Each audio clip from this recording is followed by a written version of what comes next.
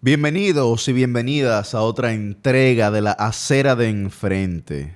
Hoy tenemos un tema bastante interesante. Vamos a hablar un poco de juventud. A propósito del pasado 31 de enero, que fue el Día Nacional de la Juventud, creo que hay cosas que no se dicen, pero que se piensan. Saludos, don Charlie. ¿Cómo está usted? Hola Yuri, hola mi gente, feliz, como siempre, agradecido de estar con todos ustedes, de que nos acompañen en un nuevo episodio de su programa favorito, La Acera de Enfrente. Charlie, parecería que la juventud es sinónimo de precariedad, porque la juventud dominicana tiene salarios bajos, trabajos precarios y una amplia incertidumbre por el futuro. De hecho, 3 de cada 4 jóvenes en la República Dominicana no pueden comprar una vivienda, no pueden adquirir una vivienda propia.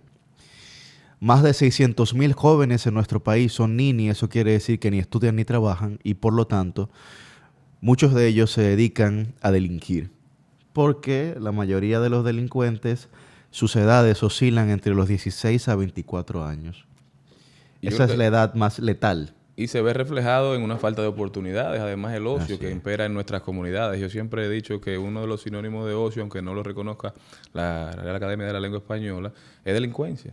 Sí. Lamentablemente, porque es que todo el que ha vivido esa etapa sabe que no hay nada más creativo que un grupo de muchachos sin nada que hacer, ¿verdad? Entonces, por lo general, esa creatividad no lleva a nada bueno, y más cuando andan sin supervisión en un país donde el 40%, más del 40% de los hogares son monoparentales. Así es. Por eso, yo creo, Yuri, que es un buen momento para tener una conversación profunda, interesante, de causas, no solamente de consecuencias, de causas. ¿Qué es lo que está pasando con el sistema educativo? ¿Qué es lo que está pasando con el sistema deportivo aquí en República Dominicana? Cultural. Ha habido un abandono de muchos años de los clubes deportivos y culturales. Yo creo que por eso en el Congreso Nacional se debe también tener una conversación sobre una ley de clubes que venga a aportar, a crear competencia, a que los clubes tengan que competir por los fondos, que el Estado establezca políticas públicas de crecimiento para esos clubes, para que los jóvenes se integren y así quizás ir construyendo una dinámica diferente a la que se vive actualmente en las comunidades dominicanas, porque quizás los más privilegiados han tenido la oportunidad de tener clases extracurriculares, de pasarse las tardes ocupadas y por eso, con un acompañamiento cercano de los padres, bueno, y quizás algunos siguen perpetuando lo que Michael Sandel, que siempre lo mencionamos, ha determinado como la tiranía del mérito, que aunque todos estamos corriendo en la misma carrera, empezamos de escalones diferentes. Así es. Entonces, en esa misma línea, creo que sí, que la juventud dominicana y la juventud del mundo, hasta cierto punto, se ha convertido en sinónimo de precariedad, cuando la juventud siempre ha sido sinónimo de futuro, sinónimo de belleza, sinónimo de rebeldía. Creo que a eso tenemos que volver. Yo creo que ahí tocamos varios temas. Primero, vámonos con el tema de la precariedad per se. Ahora, a la incapacidad de poder mudarse solo, de adquirir una vivienda y de vivir en conjunto a los 35 años se le llama co-living.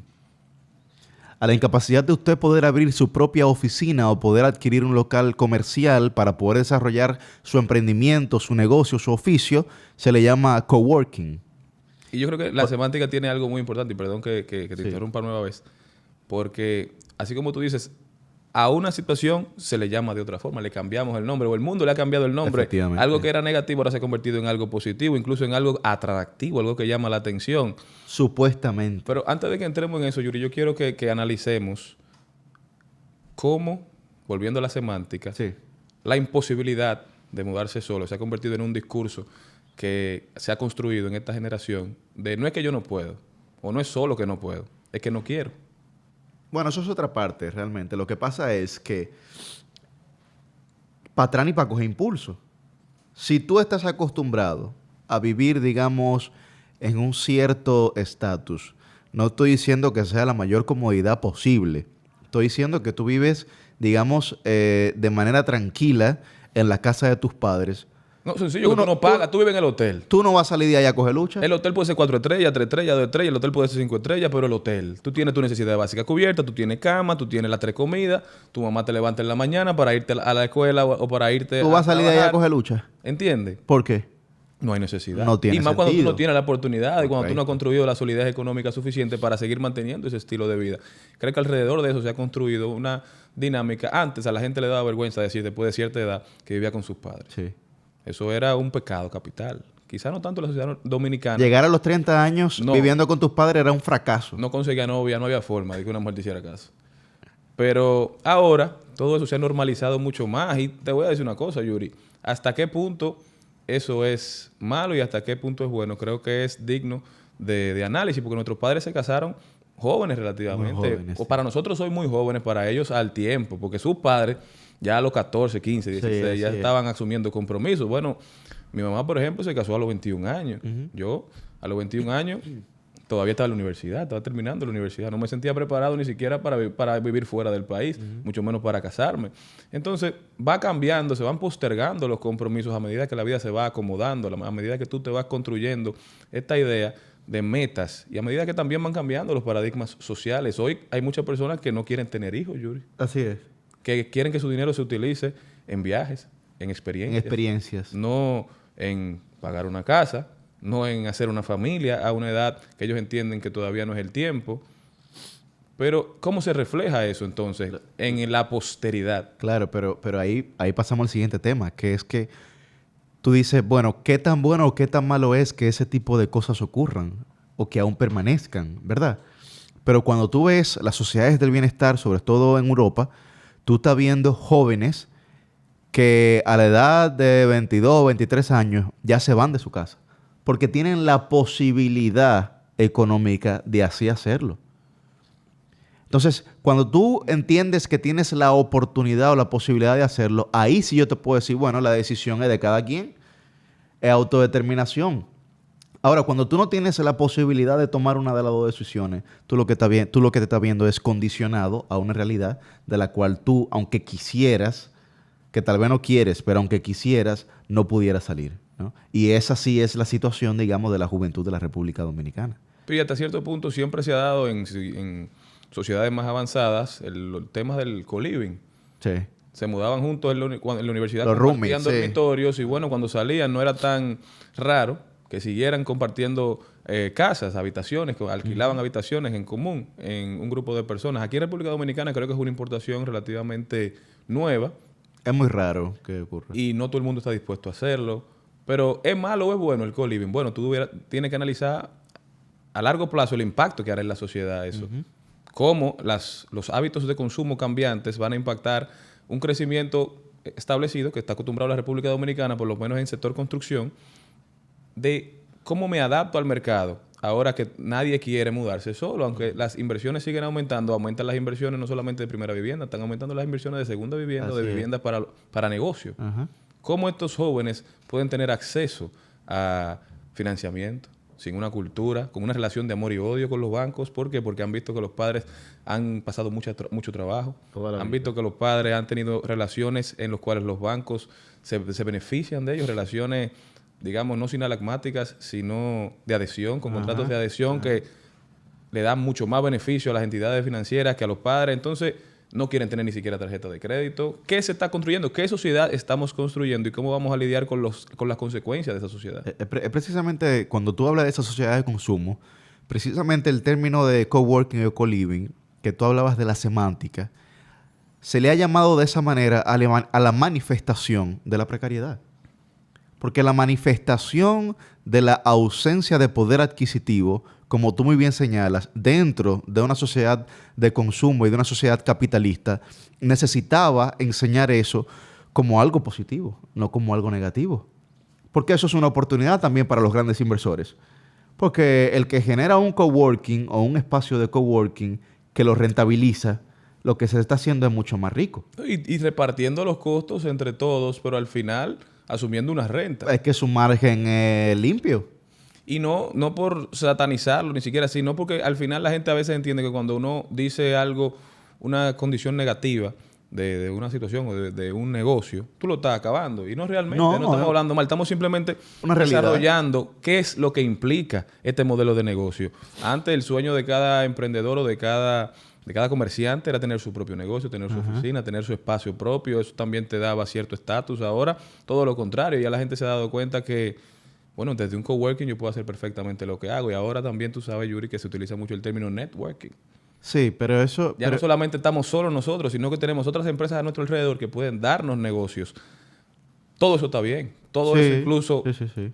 digamos que crea dinámicas económicas positivas. Pero ¿qué impacto hace en la sociedad? ¿Qué tú estás dejando de percibir cuando tú renuncias a hacer las inversiones o cuando tú renuncias a ponerte las metas económicas que están dentro de tus posibilidades, pero que porque hay otras opciones más económicas, bueno, tú asumes esas? ¿Tú sabes cuál es el único factor que para mí ha generado esa realidad? O el factor, digamos, principal que ha generado esa realidad.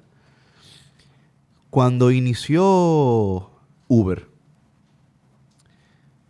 Moto, Uber Taxi, Uber para la comida, como ustedes quieran, la gente entendía que era libre en su trabajo. El gig economy. Que no era volver, digamos, a aquello de Amway, de que tú eres tu propio jefe, ¿no? Sí, sí.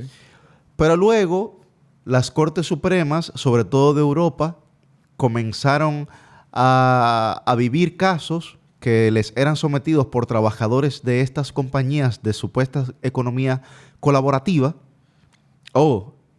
Y las Cortes comenzaron a fallar como el derecho laboral tradicional, diciendo, no, usted tiene una relación laboral como la tuviese con otro en cualquier tipo de situación. ¿Cuál es la diferencia? Que usted dispone de su horario.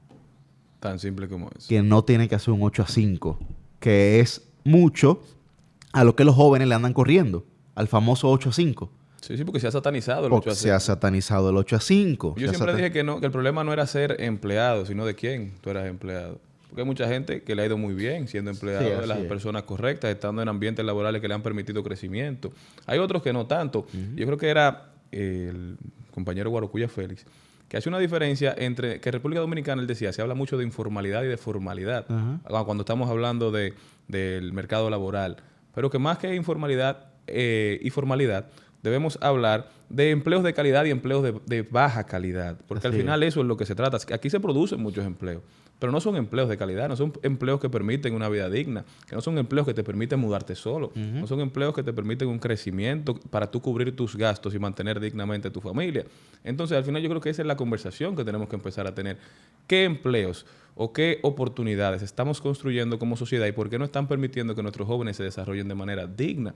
Yo creo, Yuri, que esto se va incluso más allá. Cuando tú analizas la Vuelta a México, Sí. ¿qué es lo que está detrás de esta necesidad, de estas ganas de irse a Estados Unidos cuando eso es cuando eso en términos reales, en términos prácticos, durante los últimos 10 años, había pasado de moda? Ya eso no era un tema que estaba en boga, de los jóvenes tratando de irse de manera ilegal. Sí, quizá de manera legal, con los procedimientos necesarios y de rigor. Pero ¿qué está detrás de eso? ¿Qué es lo que está pasando? ¿Qué es lo que hemos construido? ¿Y por qué estos jóvenes sienten que solamente fuera de República Dominicana pueden progresar? Es precisamente la manifestación de la sociedad del consumo. ¿Por qué? Charlie, y gente que nos ve y nos escucha. Bueno, porque esos jóvenes que se están yendo por la Vuelta en México, ¿cuánto dinero tienen que ahorrar para poder irse? Estamos hablando de más de $10,000. Y a la tasa del dólar del día de hoy, estamos hablando de más de $500,000. Aproximadamente 600,000 pesos. Y el que tiene 600,000 pesos puede sacar algún tipo de iniciativa o de emprendedurismo para poder hacer su vida creíble, para poder desarrollar sus sueños, sus negocios. Entonces, bien señala Charlie, ¿qué hay detrás de todo eso? Que los jóvenes entienden que solamente yéndose de la República Dominicana pueden lograr el éxito. Cuando han ahorrado, insisto, una cantidad de dinero que los puede a ellos catapultar en cualquier tipo de negocio. Así es. Porque el que llega a 600,000 puede llegar a 1,000,000 y el que tiene 1,000,000 de pesos puede iniciar sin mayores inconvenientes cualquier tipo de negocio, que no va a ser fácil. No estamos diciendo que la realidad de desarrollo sea sencilla en la República Dominicana. Pero lo que estamos diciendo es que la misma capacidad, digamos, de determinación, de vehemencia que usted tuvo para ahorrar 600,000 pesos. Si la aplica aquí.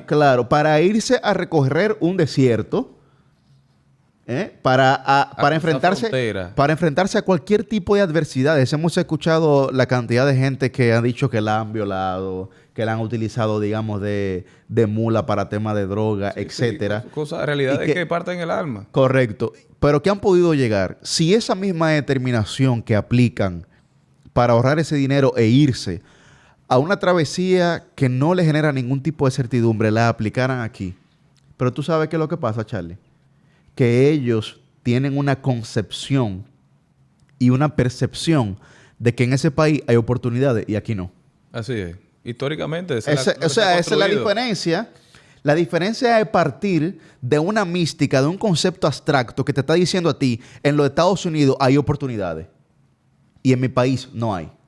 Por eso volvemos a la importancia de la semántica y de las construcciones ficticias que se crean alrededor de las cosas. Así es.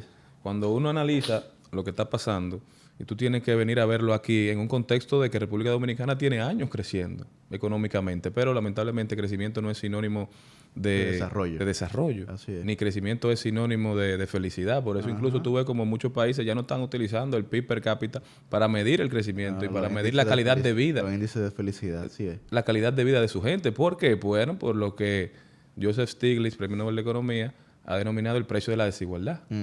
Porque definitivamente no hay una repartición de esa riqueza, de ese crecimiento. Y ahora mismo nosotros crecimos, según los números del Banco Central, creo que fue un 4.9 como economía. Así es. Y estaban diciendo, y se ha estado comentando, que aún estando en tiempos post-pandémicos, una economía que crezca como una economía como la dominicana, que crezca menos de 5%, no es una economía que está creciendo realmente. Entonces, cuando tú tienes que analizar qué está pasando, cómo se está reubicando y realocando la riqueza, ¿a quién le está tocando? Los jóvenes son los más perjudicados porque realmente no están involucrados ni siquiera en el aparato productivo de una manera que les permita aprovechar lo poco que se reparte. Por ejemplo, Charlie, yo me pregunto, ¿cómo puede ser que la República Dominicana esté encabezando la tasa de desempleo juvenil en toda América Latina junto con México? De cada 100 desempleados en la República Dominicana, 30 son jóvenes. Pero otro dato, la República Dominicana sigue encabezando la tasa en embarazo adolescente en toda América Latina junto con Nicaragua. ¿Y qué estamos haciendo? Entonces, claro, pero cuando tú evalúas esas dos realidades, tú lo que te estás diciendo es, esas niñas, esas chicas que quedan embarazadas en la adolescencia, tú las estás condenando a ellas y a los bebés al círculo vicioso de la pobreza, a la miseria, sin ni siquiera generarle ningún tipo de desahogo para que puedan salir de esa realidad. Y ahí yo creo que impera lo que yo he denominado, lo que expertos han denominado a nivel internacional, y yo lo veo aquí reflejado en República Dominicana como la brecha de sentido común. Sí. ¿Por qué? Porque tenemos las estadísticas, tenemos el análisis de datos, tenemos los números Todo. que nos reflejan una realidad espeluznante. Sin embargo, cuando tenemos que tomar acciones en contra de eso, empiezan algunos poderes fácticos tradicionales a oponerse a que se tomen medidas necesarias para uno erradicar ciertos comportamientos riesgosos. Entonces, tengo que decir que ahí hay un tema. Y vamos a poner un ejemplo totalmente alejado de lo que está pasando, de lo que estamos conversando ahora mismo, para que la gente entienda realmente cuál es la brecha y los sesgos que tenemos con el sentido común, que muchos dicen que incluso es el menos común de los sentidos, ¿verdad? Ayer pasó un terremoto o un temblor aquí en República Dominicana, porque hablamos de temblor cuando no hay pérdidas humanas, cuando no hay muchas pérdidas materiales. Terremoto, por lo general, nos referimos cuando hay pérdidas humanas y pérdidas materiales importantes. Pero el temblor de ayer, que fue uno de los temblores más largos que yo he experimentado en mi vida, Sí. yo no sé cuánto fue que duró al final, pero para mí duró 10 minutos. No, lo que pasa es que hubo una réplica inmediatamente luego del primer temblor y entonces se sintió como si fuese prolongado, pero realmente fue el temblor y luego la réplica. La gente se quedó durmiendo, Yuri. Sí. Tembló. Tú pasaste quizás los 10 segundos más, digamos, de más miedo de tu vida. Y tú te volviste a acostar. Cuando tú sabes que los terremotos por lo general vienen réplica después. Que el primero es un avance, que es un anuncio. Y viene después uno fuerte. Entonces yo le hago la pregunta a la gente. ¿Usted no hubiese querido estar preparado para enfrentar ese temblor? Saber qué hacer cuando pasó, en vez de sentir ese sentimiento de miedo profundo que usted tuvo por 10 segundos. Es verdad que duró poco relativamente porque después te siguió su día. Sí. Pero si yo te pregunto a ti, Yuri, ¿te hubiese gustado estar preparado? Sin duda. Ahora, tú esperas y si tú le preguntas eso a cualquiera, te va a decir que sí. Ahora, tú esperas que los demás, que la sociedad dominicana se prepare para enfrentar un temblor. Ojalá. No, tú esperas que lo haga. Bueno, yo espero que sí. Tú esperas que no, tú sabes que no lo van a hacer.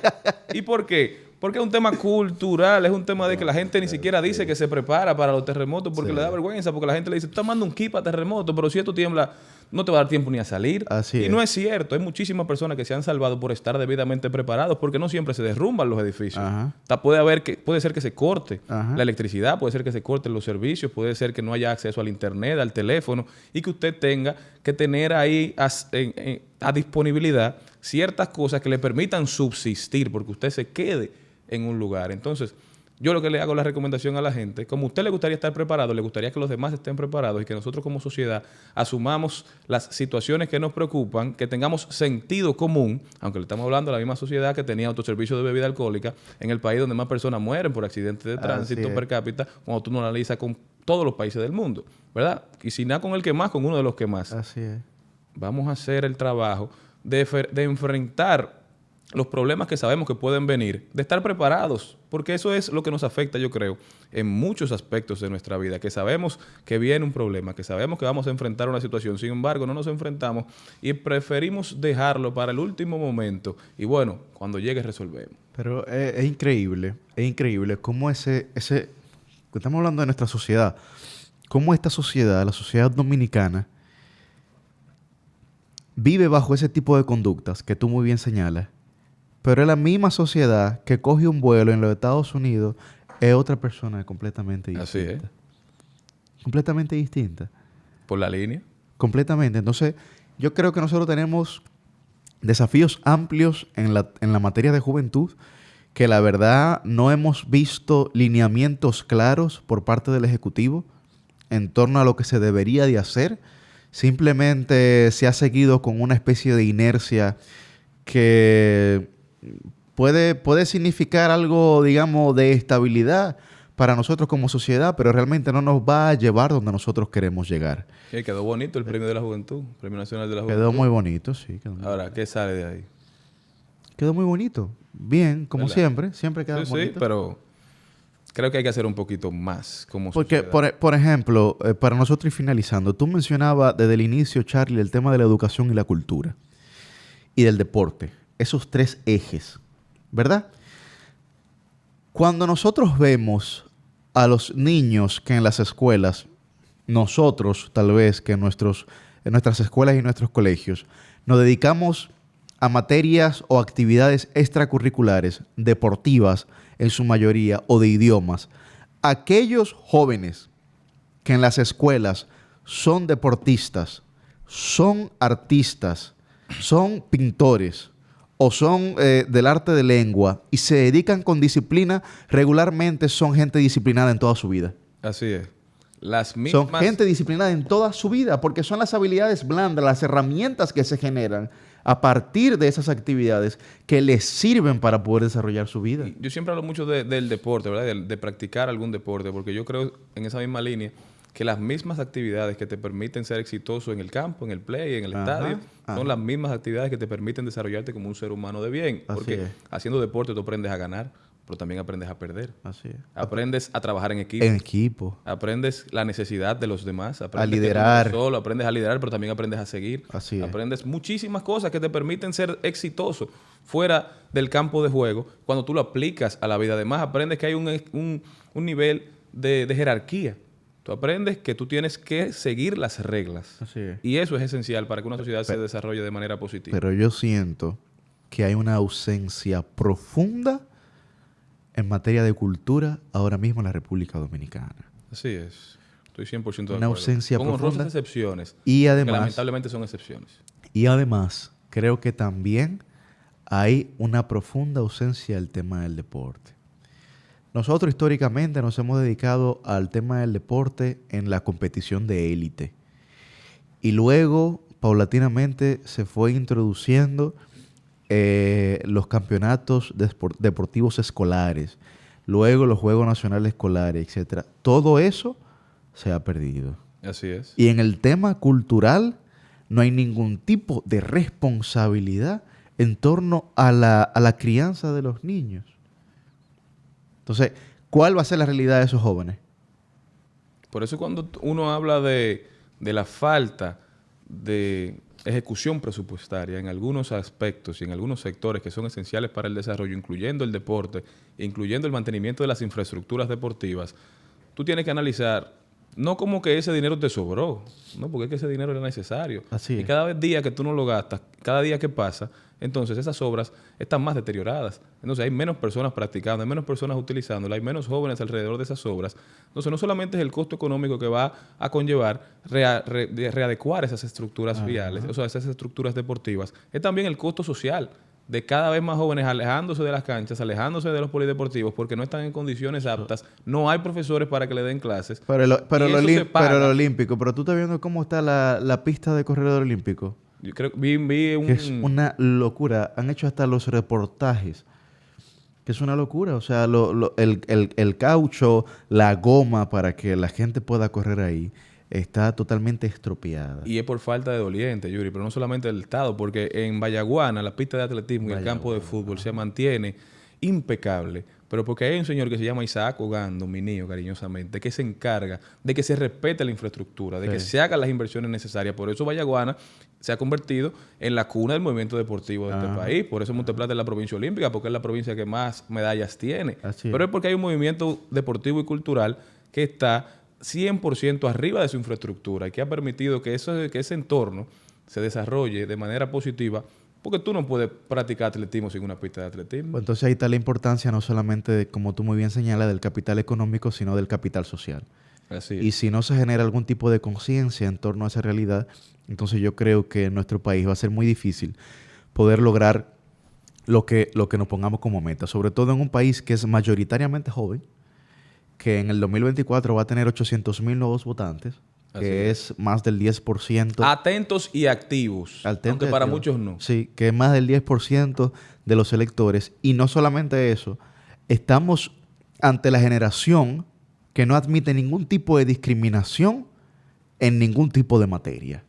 Y que no deja pasar una. Y que no deja pasar una. Si nosotros no entendemos esa realidad, nos vamos a ver entonces enfrentados a una quimera que va a ser imposible que la gestión de liderazgo actual que tenemos nosotros en el sector político y muchas veces en el sector privado pueda responder a los pedimentos reales de esa juventud de nuestro país. Así es. Y Yuri, para ir cerrando, yo creo que con lo que hablábamos al principio de la falta de capacidad de muchos jóvenes de adquirir una vivienda, Sí.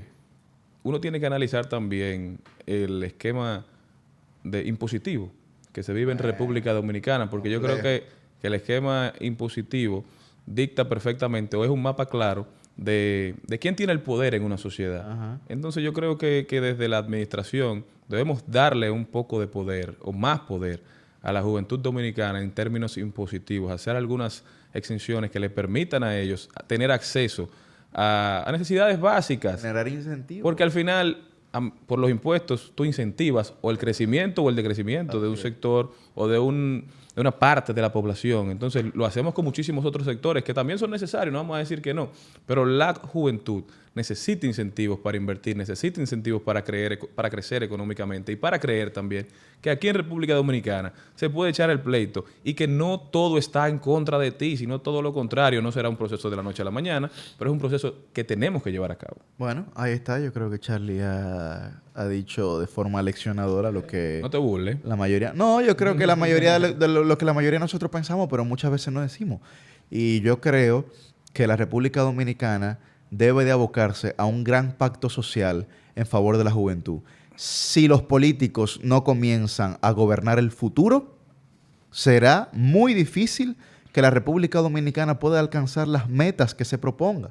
Insisto, en una sociedad que es mayoritariamente joven, usted no puede seguir poniendo su esperanza y su futuro en quienes, hasta por razones biológicas, tendrán que apartarse del camino del liderazgo. Así es. Brillante como siempre, señores. Muchísimas gracias por habernos acompañado en esta nueva entrega de La Acera de Enfrente. Recuerden que, como compartimos la calle, siempre vamos a querer que la calle esté limpia, que la calle esté cuidada, pero siempre recordando que a veces las cosas se ven mejor y diferente desde La Acera de Enfrente.